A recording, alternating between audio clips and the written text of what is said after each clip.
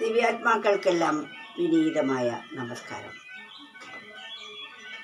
ഇന്ദ്രിയങ്ങളിൽ കൂടിയുള്ള സുഖമാണ് പരമസുഖം എന്ന് കരുതി ഇരിക്കുന്ന ഒരാൾക്ക് സുഖത്തിനപ്പുറം ദുഃഖത്തെ കൂടി സ്വാഗതം ചെയ്യേണ്ടതായി വരും.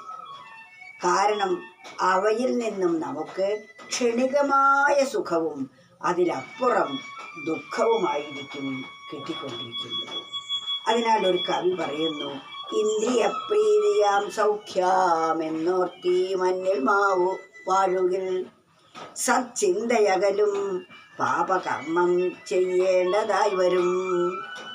ഇന്ദ്രിയപ്രീതിയാം സൗഖ്യം എന്നോർത്തി മഞ്ഞിൽ വാഴുകിൽ. ഇന്ദ്രിയപ്രീതിയാണ് പരമസുഖം എന്ന് കരുതി ഈ ഭൂമിയിൽ വാഴുകയാണെങ്കിൽ നല്ല ചിന്തകളെല്ലാം നമ്മളിൽ നിന്നും നഷ്ടപ്പെടും. പിന്നീടോ സച്ചിന്തയകലും പാപകർമ്മം ചെയ്യേണ്ടതായി വരും. ഇന്ദ്രിയങ്ങളെ തൃപ്തിപ്പെടുത്തുന്നതിന് വേണ്ടി പിന്നീട് പല മഹാപാപങ്ങളും ചെയ്യേണ്ടതായി വരുന്നു. അതുകൊണ്ട് ഇന്ദ്രിയപ്രീതി മാത്രമല്ല നമ്മുടെ ജീവിതത്തിൻ്റെ പരമമായ ലക്ഷ്യം. ക്ഷണികമായ ഈ സുഖങ്ങളെ വിട്ട് അപരിമിതമായ പരമമായ ആനന്ദത്തെ തരുന്ന ആ പരമാത്മാവിലേക്ക് ഇന്ദ്രിയങ്ങൾ തിരിഞ്ഞാൽ നമുക്ക് അളവില്ലാത്ത ആനന്ദത്തിൻ്റെ ഉടമകളായിത്തീരും നാം ഓരോരുത്തരും. അതാണ് നമ്മുടെ ജീവിതത്തിൻ്റെ പരമമായ ലക്ഷ്യം. ആ ലക്ഷ്യപ്രാപ്തിക്ക് വേണ്ടിയാണ് നാം ഓരോരുത്തരും ഈ ലോകത്തിലേക്ക് ശരീരമെടുത്ത് വന്നിരിക്കുന്നത്. ശരീരത്തിൻ്റെ ആരോഗ്യം നഷ്ടപ്പെടുന്നതിന് മുമ്പേ ഇന്ദ്രിയങ്ങൾ നമുക്ക് സ്വാധീനങ്ങളാവണം. എന്നാൽ ദൗർബല്യമുള്ള വൃദ്ധാവസ്ഥയിലെത്തിക്കഴിഞ്ഞാൽ ഒരിക്കലും നമുക്ക് ഇന്ദ്രിയങ്ങളെ നിയന്ത്രിക്കാൻ സാധിക്കുകയില്ല.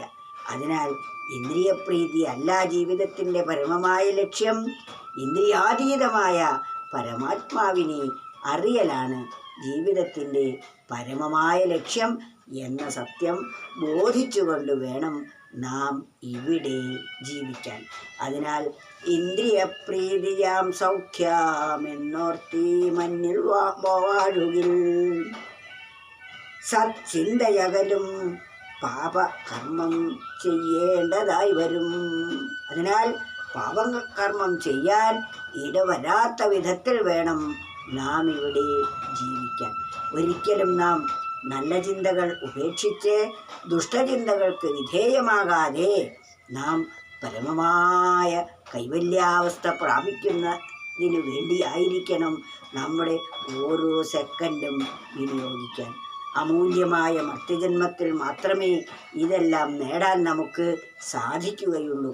അതിനാൽ നമ്മുടെ ജന്മം പാഴാക്കാതെ ഏറ്റവും ഉത്കൃഷ്ടമായ പദത്തിലേക്ക് ഉയരാൻ പറ്റുന്ന വിധത്തിൽ വേണം നാം ഇവിടെ ജീവിക്കുവാൻ.